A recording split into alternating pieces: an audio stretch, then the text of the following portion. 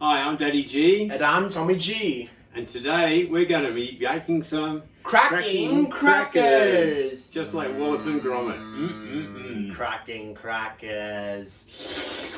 This recipe is based on one by Naji at Tin Eats. God bless her soul, with only just a couple of very minor changes to suit us. Anyway, I hope you enjoy it. It's gonna be on like Donkey Kong. Oh, like Donkey Kong indeed. Give it a big fat thumbs up and see many more Cooked As videos. And don't forget to subscribe to our YouTube cooking comedy channel. Love you. Love you too. Thank you. Okay, so not surprisingly, our adventure starts with preheating the oven, and because our oven is a little thermally challenged, I've gone for 210. Most other ovens, 200's fine. Okay, so just about every cracker recipe is going to have flour, salt, water, and not essential, but a bit of fat, in this case olive oil, and a sneaky little bit of sesame oil just to add that punch. Okay, we've got 1 cup of flour, we've got a little bit of sesame oil, we're going to be putting in 2 tablespoons of olive oil, half teaspoon of salt, and about 1/3 of a cup of water. So not surprisingly, dry ingredients in first.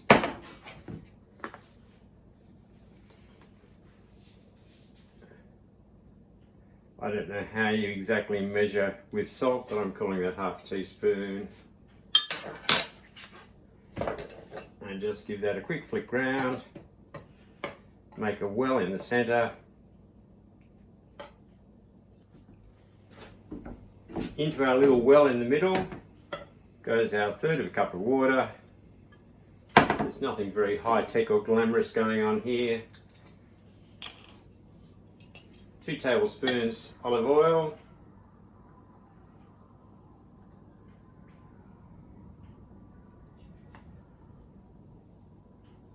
And a cheeky little splodge of sesame oil. Oh, I love this stuff. All right. Up to you as to what your tool of choice is, but I prefer just to give it a rough mix with a knife. I find you don't get too much sticking to it that way. We're after a fairly dry dough, and it's not one that you have to knead heaps, just enough to get cohesion.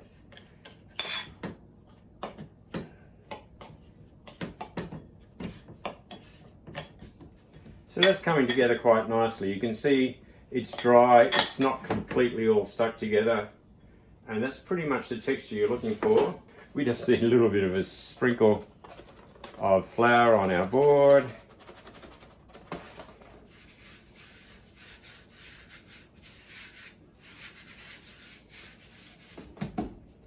Mango, schmango. We grab our little, what I like to call husband beater. And apologies if that's politically incorrect. Grab your dough and just try and pick up all the last little bits of pastry at the bottom.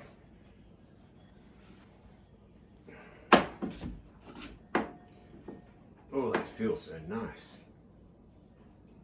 So once that's getting fairly cohesive, we can crack that into 2 roughly equivalent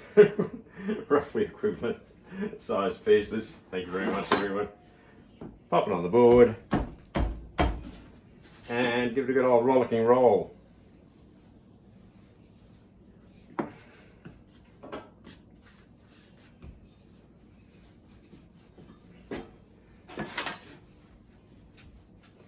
Okay, I just need to clear some activity space here. Okay.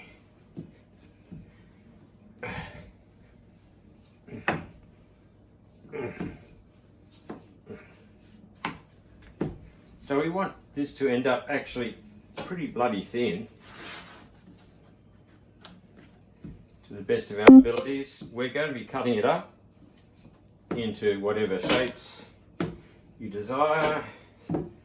So you don't have to stress too much about the outline shape of it, as long as we've got fairly uniform thickness, because that dictates how quickly it cooks.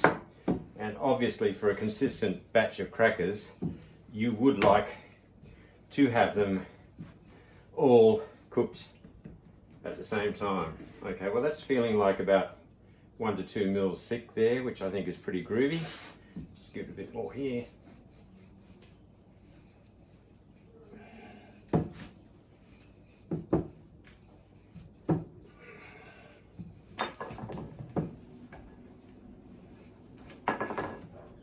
Awesome. So we then very carefully transfer our dough onto a baking sheet like that.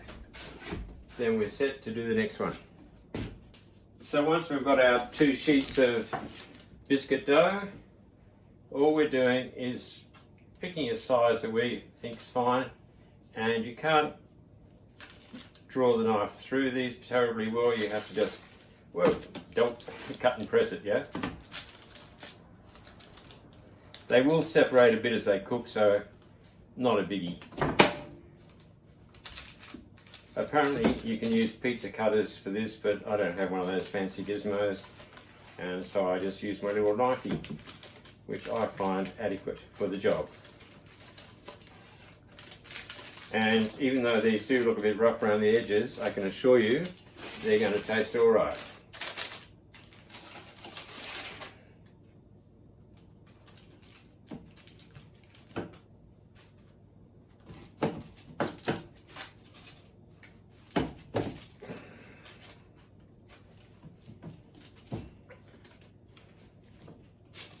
Okay, and just repeat for the other one. You know, the little varmint.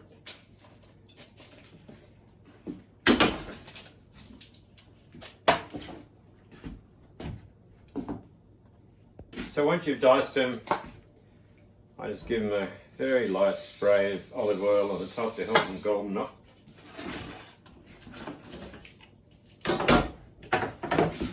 This is my favourite sheet, this one. I think these are going to work out best. And then some Prendable salt on top, just to make it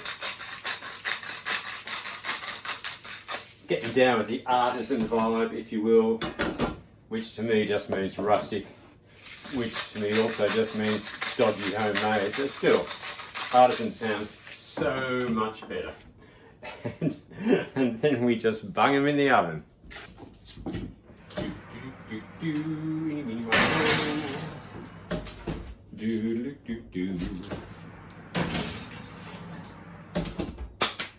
Wacko!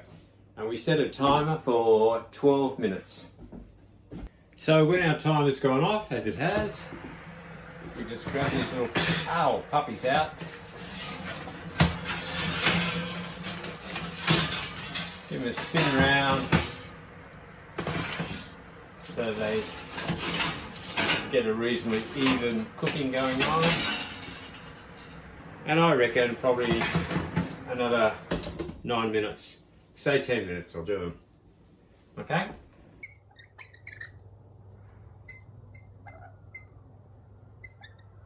So that was just about 9 minutes, but I reckon we're good to go, peeps, good to go. So we whoop them out of the oven, give them a little bit of time to cool down and tuck in.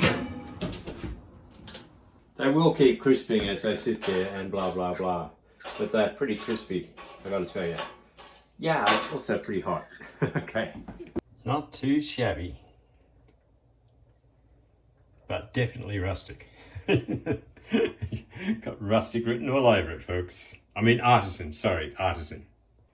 So you can go pretty much any topping you want on these. We've got some sliced cheese with pickles, French onion dip, and sour cream and chives.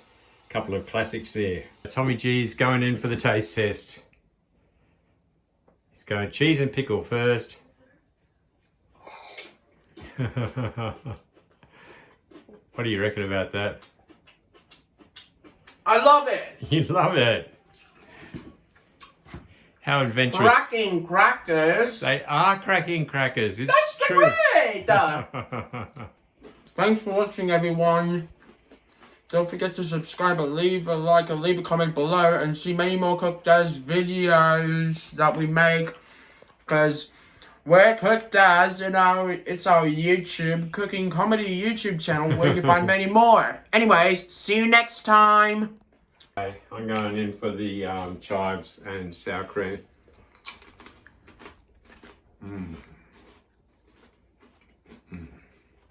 Get on it. Yeah. So good. Thanks. Bye, everyone. See you next time, folks. Bye.